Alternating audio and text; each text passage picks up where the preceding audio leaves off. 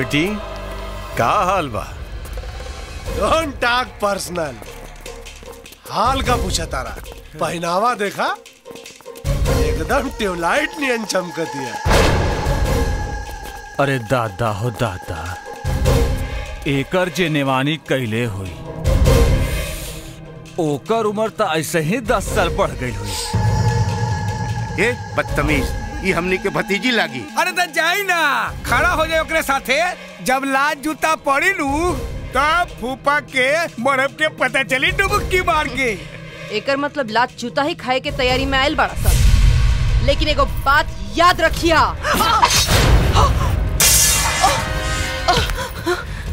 घबराओ मत बेटी, मारब ना। तेरा शरीर के धीरे धीरे काटब, तब तोहरा खून के दर्द की अहमियत समझ में आई। बड़ा गर्मी बाई खून में। तू हमार रिश्ता तय कर में। हे, केकरा बुते? अपन पति और अपन देवर के बुते, जेकरा औकात हमर जुदा से ज्यादा नहीं के। अब अगर आगे बढ़ लेना तो तोहरी पूरा खानदान के गर्दन काट के ओकरा खोइछा में भर के अपन बेटी के विदा करब। चीख के रोक के रख ले बानी फूफा जी। अगर निकल गई ना कहीं तो गर्दन छोड़ के भागे के पड़ी। और हमरा के तू जान से मारता, काहे कि अगर हमार देवर और हमार पति आ गए ना तो तोरा के जिंदा जला दी।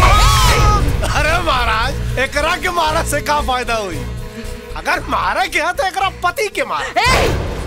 जब विधवा का जिंदगी गुजारी ना, तब पता चली कि जवानी में कई गलती के का अंजाम मिला।